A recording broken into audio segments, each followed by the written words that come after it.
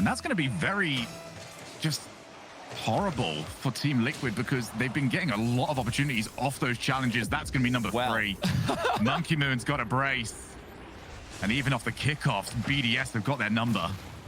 Yeah, it looked like Team Liquid are trying to do something cheeky. They're trying to hit them with the delayed kickoff. I love the mix-up in the kickoff strat, but this time it really doesn't work out as the kickoff execution there from BDS was phenomenal. You've got to flip as late as you can into the ball if you want to avoid getting punished by delayed kickoffs like that. That's what BDS have done, and it actually works so well in their favor that they've scored a third. Chronic flip reset denied, but not forever. Chronic dunks in Extra's brief save. They're finally on the board. Still time left for Team Liquid.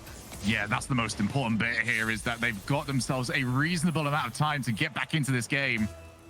Very importantly as well, the most experienced player on the squad, Chronic, on the board. Trying to at least lead the charge in the opening exchanges of this game. Here is Seiko.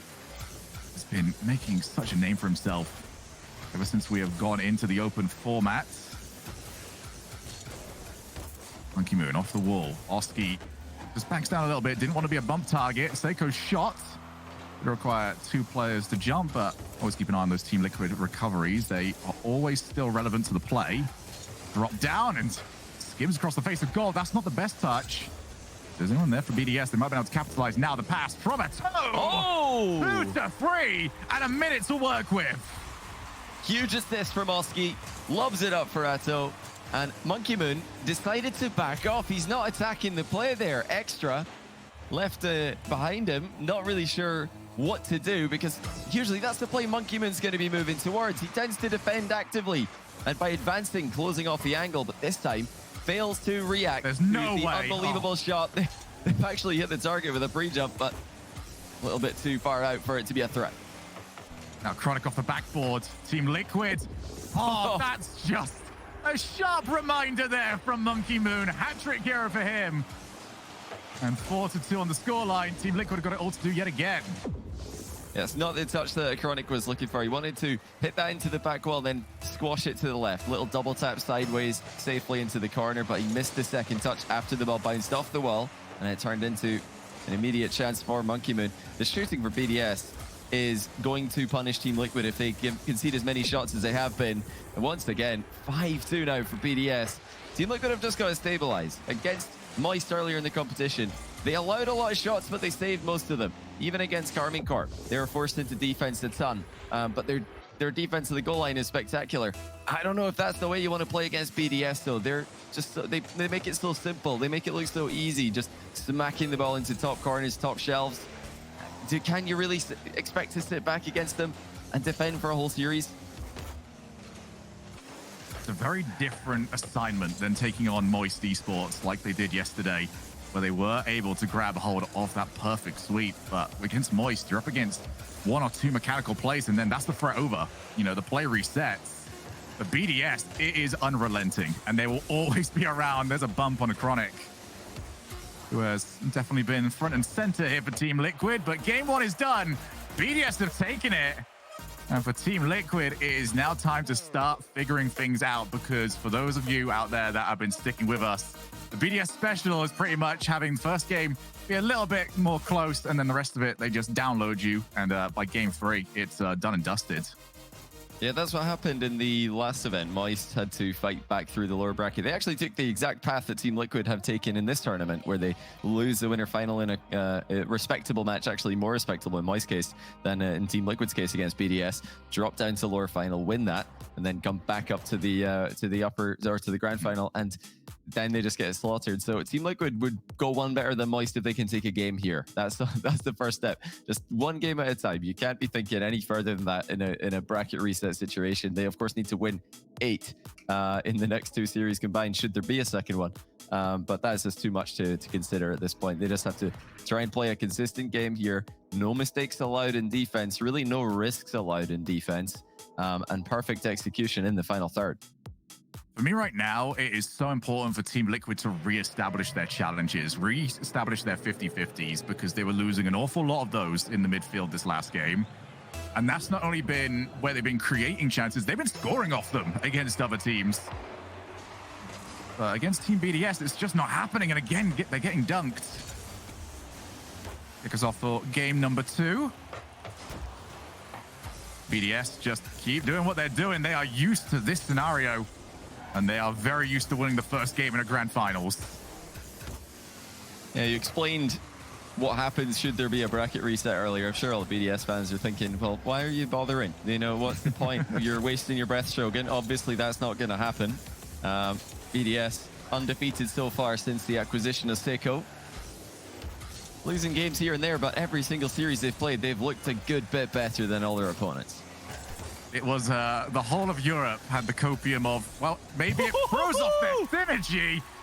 Well, there's all of the answers for you. Does this look like a team that's struggling with synergy? Yeah, extra forces Oski to make a play. Seiko bounces on it, and it's a phenomenal pass straight to extra as well. That's an extra on the turn, but he's still perfectly able to walk right into the line of Seiko's pass there. You mentioned synergy. They have immediately synergized with Seiko, and I want to give full credit to Seiko on that. Oh, Ato's actually landed a bump on that, and Chronic's going to follow through. What a bump by Ato, it looks like. So it didn't look like much. Ato just continued to fly on. That's phenomenal adaptation to make something out of nothing. I was just watching it from Monkey Moon's POV, and there was just no even thought that that was possible. But I suppose that's kind of the thoughts of a lot of teams when they take on Team Liquid. And a huge confidence booster as well. Knowing that they can pull off those kind of plays. 1-1. Back into this game nice and early. Monkey Moon fakes out, potentially going for the reset. Even a little bit more of an advantageous 50. And this is not the way Team Liquid need to be conceding goals. Yeah, just looked a bit awkward here. Ato turned at the wrong time. I think he might have been worried about Monkey Moon swooping across the box and trying to bump him. So he turned to, I think, attempted to dodge it. That just left him completely backwards to the play, and Seiko scores the easiest goal he's going to score all day. It's just immediate. Every single time that Team Liquid or any other team that, for that matter, make a mistake, BDS are there to punish them. They're so aggressive with their positioning. They're so aggressive with their defensive line that any time a soft clear comes through, they're there to send it into the net. And for Team Liquid, you want to talk about aggressive defensive lines. We have to take a look at where Chronic was. Just no real interaction with the play. And again, BDS are catching Team Liquid with their backs to the ball, trying to still race back to the net. And it just hasn't worked out for them. We're a minute and a half in. We've got 4 goals, 3 of them belonging to Team BDS. It's just this tempo that BDS have set. It is catching Team Liquid off guard. We saw earlier on in the tournament, the Carmine Corp, whenever they try to play close together, Oski flexes the train dash mechanics to no avail. Other teams, when they try and do what BDS are doing, they just end up double committing. They end up running into each other. They end up struggling to quickly communicate whose ball is whose. And BDS don't really seem to have that problem. Look how far out the field they all are here. And still, they're able to perfectly work with each other to pass the ball around, keep the pressure on their opponents, and to shut down pretty much every attempted clear that Team Liquid sends at them. Drop down shots, and the crossbar is going to deny that one. As for Ato, needs a bit of support for himself. Oski will provide it. Far too many cars ahead of him. There's a Chronic task with just slowing the play down. 2 players gone. And Oski, that will be the easiest goal he'll score in this grand finals. Yeah, Chronic has done so well here to bait out that first challenge, get the extra touch to ship it over the last man. I don't think Seiko is ready for this one. He went up the back wall with a little bit of boost to his name. Failed to make contact, so definitely a little bit of a mistake there by Seiko, but great setup by Chronic to force it. Team Liquid are being very cheeky with some of these kickoff setups. Just varying the attack timing of the first player on the ball. Hasn't quite led to any goals for them. In fact, it's only led to 1 goal against so far back in game number 1. Ato tries to just dance his way out. Seiko, not much of a dance partner, however, just clatters straight through it. Now from the corner, sets up, midfield, Seiko drifts the ball behind the goalkeepers. And it's just too easy. Boost running out for all 3 Team Liquid players. They're trying to reposition. They're trying to get goal side of the ball. But they don't know whether what's coming towards them is a shot, a pass, or an attempted physical play. It's very difficult to read BDS when they're playing this well. They really are making Team Liquid look like a different team than we've seen earlier on today. or just in the previous series against Carmine Corp. Team Liquid, game's still not away from them yet, but the tempo of this series has very much been in the side of BDS. This is the sort of game that they want to play. Also, it'll be interesting to see if Team Liquid are ever willing to engage BDS in those long clears. It's something that's been relatively muted in the opening stages of this series. Also usually seen as one of the strongest parts of BDS's offense. Extra off the ceiling, didn't have the second touch. Chronic committed to it early. Felt like he had the read on the play. Goalkeeper being harassed. It's still a toe. Stands strong enough on the line. Yeah, he knew Seiko might have an extra touch on that one. You always have to respect the double reset, especially with Seiko. He hit, I think, one of the best goals this weekend with the blitzed double reset. The timing between landing that second one and using it is always so short with this guy. Atto. Look at the top corner. Monkeyman. Well, they've deflected into the bar. That was a great reactive save. Atto disguised the shot wonderfully. Yeah, and that's once again highlighting just how good Monkey Moon's defensive rotation is that he was still relevant to that play. Didn't end up going past the ball. It's that difficult to try and catch them out, but at least Team Liquid are giving it a go. Now they've got all three players racing down to the opposite side of the field. A Chronic backboard needs the second, and it doesn't work out. 20 seconds on the board. They've got to keep the offense on, and that clear into the corner does not help matters. Yeah, big chance there. Difficult chance, of course, but you've got to take them. Seiko pre-jump Selski's point-blank range shot to put it beyond all doubt. The BDS are going to lead by 2 here.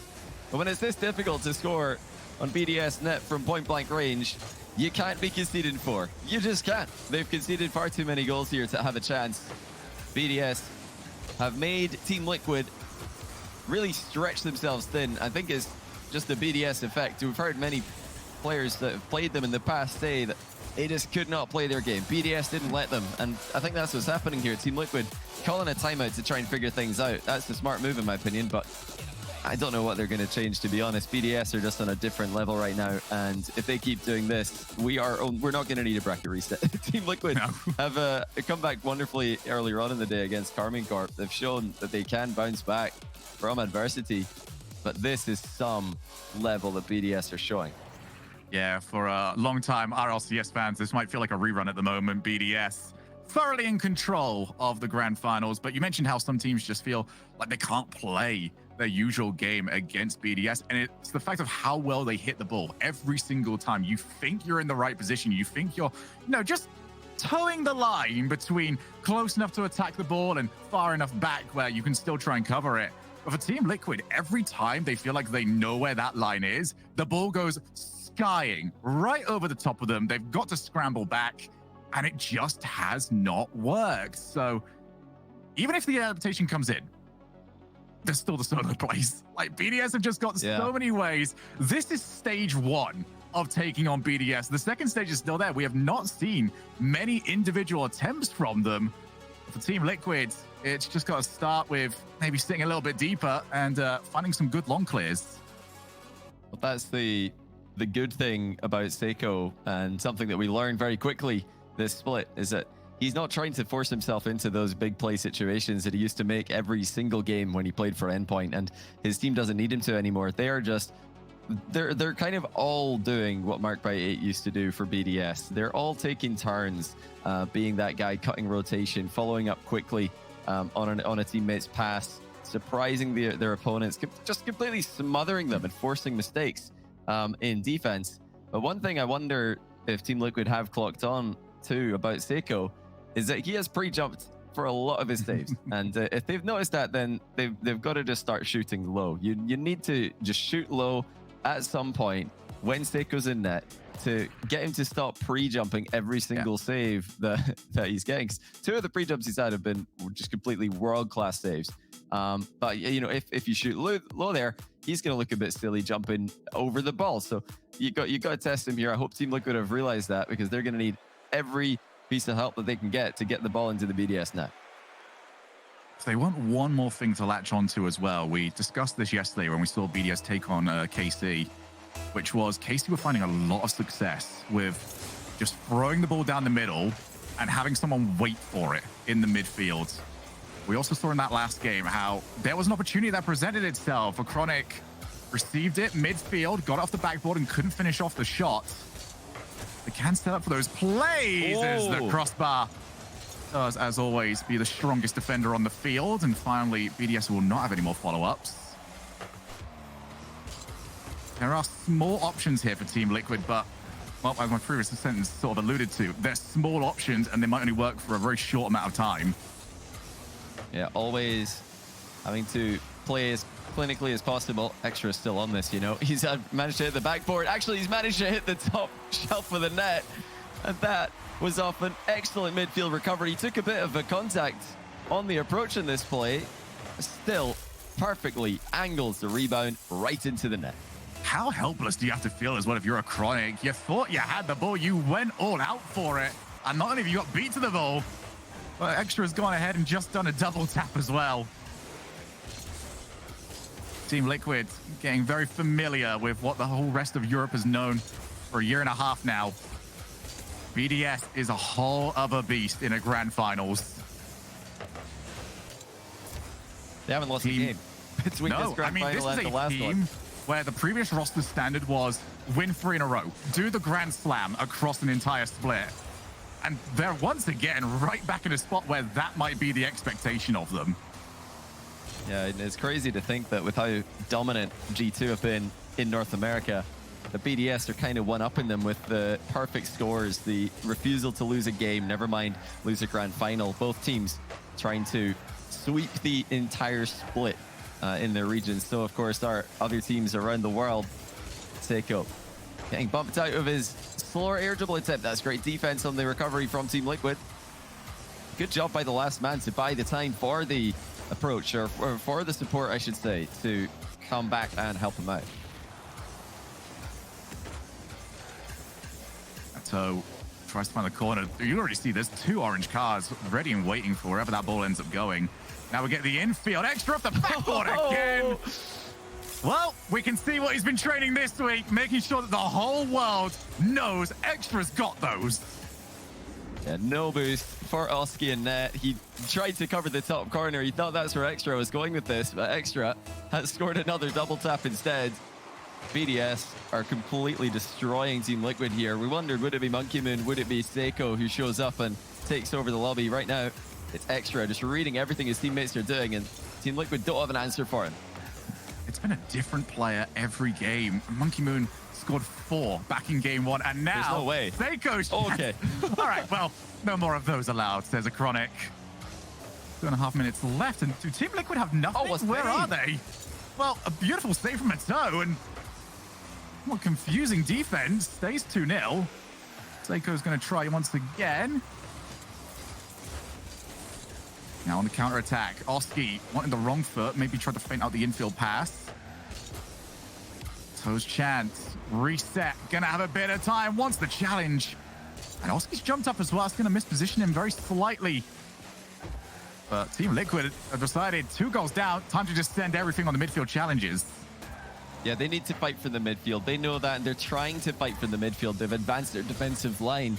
But that's going to just cause double commits the likes of which we saw there. BDS seems to be the only team who can have this high of a line and still just never make any mistakes. Still always send one player, then another player perfectly after him, and the third's got anything else covered. Whenever other teams try and do this, it's so difficult to know just immediately in every given play, whose ball is that? Is that mine? Should I be flying straight up? Should I be leaving that for the third man? Who knows? Unless you're BDS, then you just always know.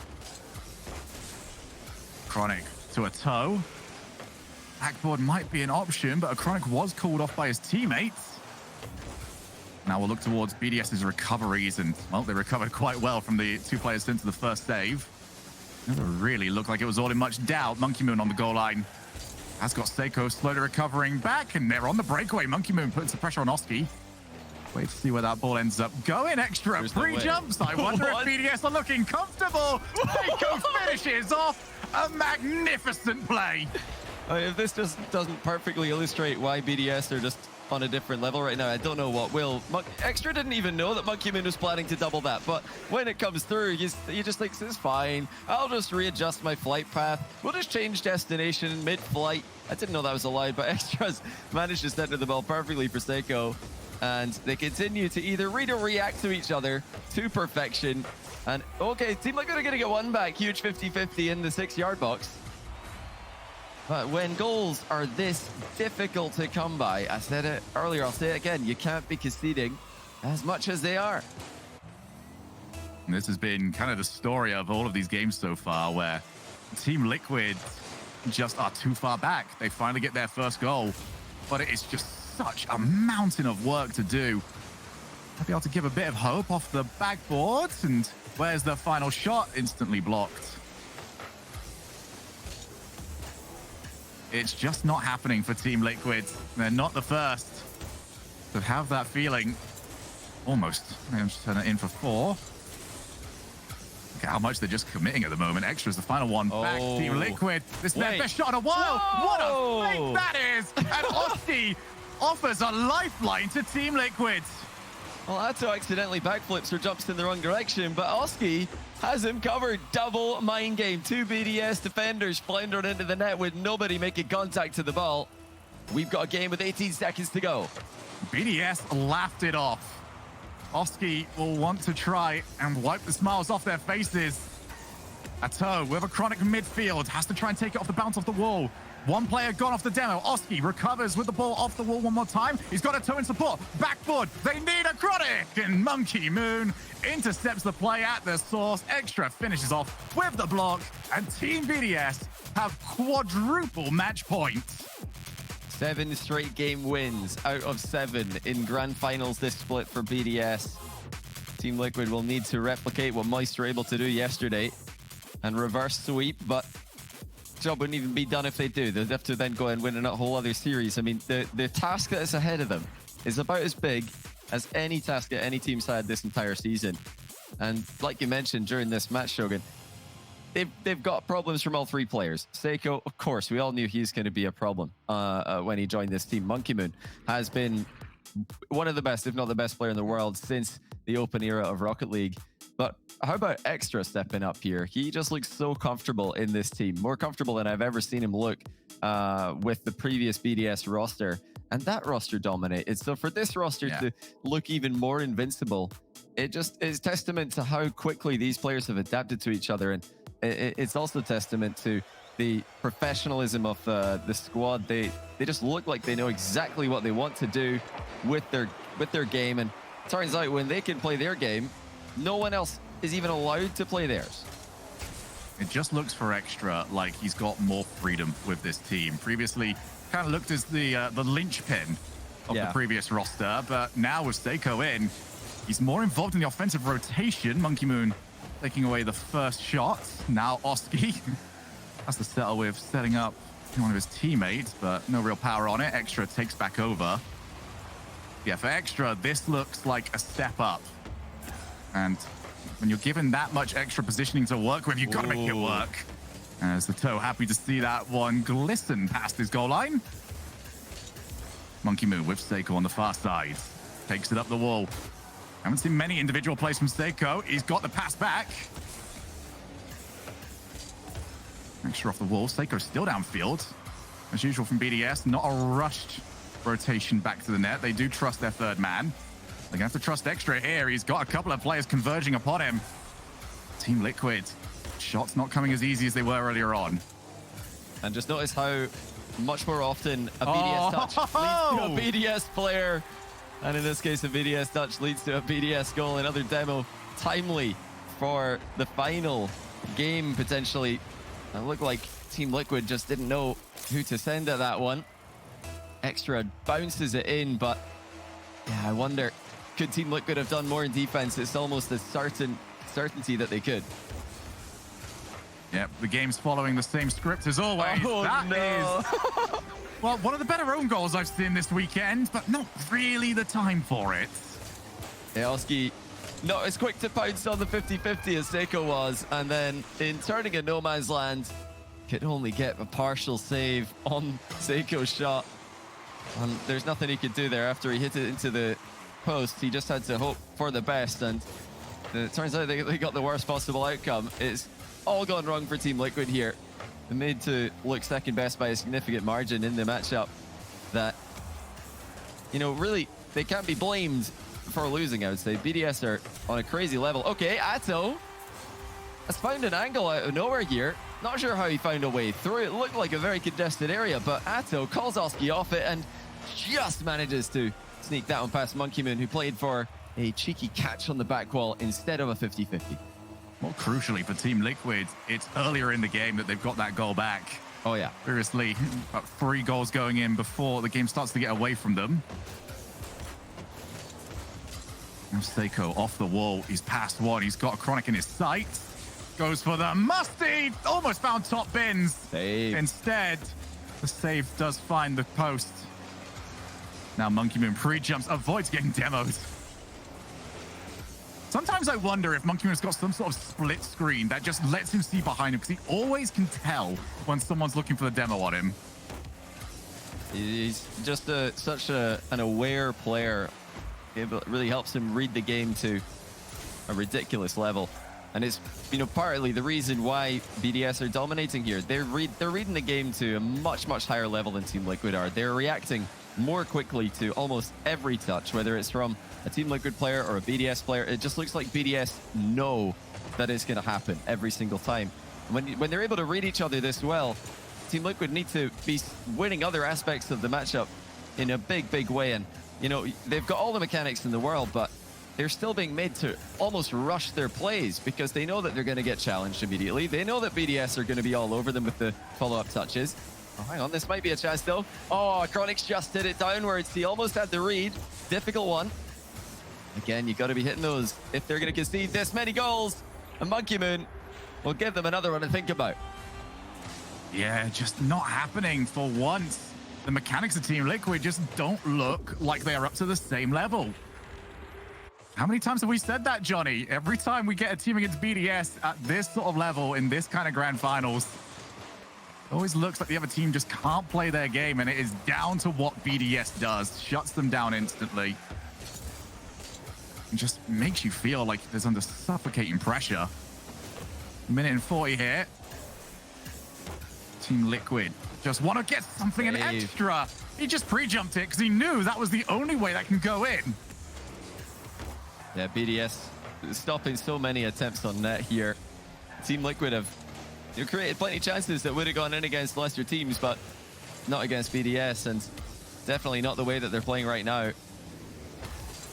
BDS continue to quickly follow up on every single touch that is made. Pressure on every ball, and then as soon as a play is forced from Team Liquid, the follow-up comes through. There it is from Extra, as Oski was forced to go high over the top of the initial challenge. And where does the ball end up? Same again. Team Liquid net. It's straight away picked up by Monkey Moon, who goes past the entire team. But Team Liquid have such a high line here. They're pressing for a comeback. They're trying to take away the space that BDS are dominating, but they just don't do it the way BDS do. They're punished every single time that they advance like this, and then you see BDS do it and it works. It makes you wonder, what do BDS know that no other team seems to understand? Because when other teams move in like this and get all close and bunched up, they concede. When BDS do it, they score. It's just the wrong reaction to not being first to those follow-ups on the 50-50s. Team Liquid have tried their best, but maybe the current comms might just be saying, you know what, 20 grand just seems like enough for us here today, lads. As for BDS, score stays the same, and it looks like they're going to have a little bit of work to do to keep it that way. But if it does stay as it is, they will equal Dignitas's record for the most series wins in Europe this season. Ooh, it's a bit juicy. Yeah, great steal there from Chronic. Absolutely not necessary, but he wants to get a little bit more on the goal per game stat. Now, fake kickoff, and the demo coming through for Team Liquid. Another great strategy, but unfortunately for them, ball did not sit too nicely for the third man to collect and immediately start a counter attack. Ato's done well to deflect that high into the box. course, all angles are covered here. Backboard defended. Infield pass also defended. Oh, uncharacteristic backflip there from Monkey Moon, though, giving Team Liquid a chance for the closing seconds. It doesn't look like it's going to come through, though. And with that, the series and the championship is secured. BDS, on the same weekend that they got their spot at the World Championships, have taken the Tour de Rocket League in convincing fashion. 10 series in a row, undefeated with Seiko. They have put the world on